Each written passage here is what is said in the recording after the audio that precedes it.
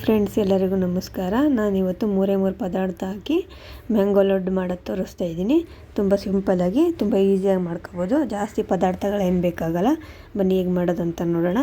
ನಾನು ಮೊದಲಿಗೆ 2 ಮ್ಯಾಂಗೋನ ತಗೊಂಡು ಸಣ್ಣ ಕಟ್ ಮಾಡಿ ಎತ್ತಿಟ್ಕೊಂಡಿದ್ದೀನಿ. ನೋಡಿ ಈ ಥರ ಕಟ್ ಮಾಡಿ ಇವಾಗ ಮಿಕ್ಸಿಗೆ ಹಾಕೋತಾ ಇದ್ದೀನಿ. ಇದನ್ನು ನೀರು ಹಾಕ್ದೇ ನುಣ್ಣಗೆ ರುಬ್ಕೋಬೇಕು, ಸ್ಮೂತಾಗಿರಬೇಕು. ನೀರೇನು ಹಾಕ್ಬಾರ್ದು ಇದಕ್ಕೆ. ನೋಡಿ ಈ ಥರ ಆದಮೇಲೆ ಇದನ್ನು ಸೈಡ್ಗೆ ಎತ್ತಿಟ್ಕೊತಾ ಇದ್ದೀನಿ ನಾನು. ನೆಕ್ಸ್ಟ್ ಒಂದು ಬಾಣಲಿನ ಕಾಯಕ್ಕೆ ಇಟ್ಕೊಂಡಿದ್ದೆ. ಆ ಬಾಣಲಿಗೆ ನಾನು 1 ಕಪ್ಪಷ್ಟು ಡೆಸಿಗ್ನೇಟ್ ಕೊಕೊನಟ್ ಪೌಡ್ರ್ ಹಾಕ್ತಾಯಿದ್ದೀನಿ. ಅಂದರೆ ಕಾಯಿ ತುರಿ ಒಣಗಿಸಿ ಪೌಡ್ರ್ ಮಾಡ್ಕೊಂಡಿರೋಂಥ ಕಾಯಿ ತುರಿ. ಅಂಗಡಿಲೇ ಪ್ಯಾಕೆಟ್ ಸಿಗುತ್ತೆ, ಇಲ್ಲಾಂದರೆ ಮನೆಯಲ್ಲೇ ನೀವು ಮಾಡ್ಕೊಬೋದು ಸಿಪ್ಪೆ ತೆಗೆದು. ಇದನ್ನು ಚೆನ್ನಾಗಿ ಹುರ್ಕೋಬೇಕು. ಇದ್ರ ಸ್ಮೆಲ್ಲಲ್ಲೇ ಗೊತ್ತಾಗುತ್ತೆ ನಿಮಗೆ ಫ್ರೈ ಆಗಿದೆ ಅಂತ. ಇದು ಸ್ವಲ್ಪ ಫ್ರೈ ಆದಮೇಲೆ ನಾನು ಇದಕ್ಕೆ 3/4 ಕಪ್ಪಷ್ಟು ಕಂಟೆಂಟ್ ಮಿಲ್ಕ್ ಹಾಕ್ತಾಯಿದ್ದೀನಿ. ಇದನ್ನು ನೀವು ಬೇಕಾದರೆ ಮನೆಯಲ್ಲೂ ಮಾಡ್ಕೊಬೋದು, ಇಲ್ಲಾಂದರೆ ಅಂಗಡಿಯಿಂದನೂ ತರಿಸ್ಕೊಬೋದು. ಇದು ಬಂದು ಸ್ವೀಟಿಗೆ ತುಂಬ ಚೆನ್ನಾಗಿರುತ್ತೆ. ನೆಕ್ಸ್ಟು 3/4 ಕಪ್ ಹಾಕ್ತಾಯಿದ್ದೀನಿ. ಅದ್ರ ಜೊತೆಗೆ ನಾನು ರುಬ್ಬಿರೋ ಮ್ಯಾಂಗೋನ ಹಾಕ್ತಾಯಿದ್ದೀನಿ. ಯಾಕಂದರೆ ಮ್ಯಾಂಗೋನು ಸ್ವೀಟ್ ಇರುತ್ತಲ್ವ, ಅದಕ್ಕೆ ನಾನು ಸ್ವಲ್ಪ 3/4 ಕಪ್ ಅಷ್ಟು ಹಾಕ್ತಾಯಿದ್ದೀನಿ ಕಂಟೆಂಟ್ ಮಿಲ್ಕ್ನ.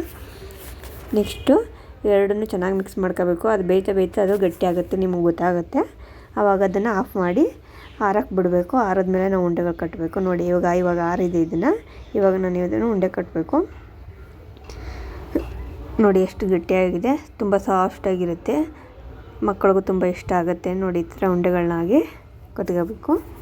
ಬರೀ 3 ಪದಾರ್ಥದಲ್ಲಿ ಮಾಡಿರೋಂಥ ಸ್ವೀಟು ತುಂಬ ಚೆನ್ನಾಗಿರುತ್ತೆ. ಒಂದು ಸಲ ಟ್ರೈ ಮಾಡಿ, ಮಕ್ಕಳಿಗೂ ಇಷ್ಟ ಆಗುತ್ತೆ. ಮ್ಯಾಂಗೋ ಅಂದರೆ ಎಲ್ಲರಿಗೂ ಇಷ್ಟ ಅಲ್ವಾ. ಈ ಥರ ಮಾಡಿಕೊಟ್ರೆ ತುಂಬ ಇಷ್ಟಪಟ್ಟು ತಿಂತಾರೆ. ನೋಡಿ ಎಷ್ಟು ಚೆನ್ನಾಗಿ ಬಂದಿದೆ, ನೋಡಿ ಎಷ್ಟು ಸಾಫ್ಟಾಗಿ ಬಂದಿದೆ, ಗಟ್ಟಿ ಏನಾಗಿಲ್ಲ. ನೋಡಿ ಇದನ್ನು ನೀವು 2 ಡೇಸ್ ಬೇಕಾದ್ರೂ ಇಟ್ಟು ತಿನ್ಬೋದು, ಏನಾಗಲ್ಲ. ನೋಡಿ ಎಷ್ಟು ಸಾಫ್ಟಾಗಿದೆ.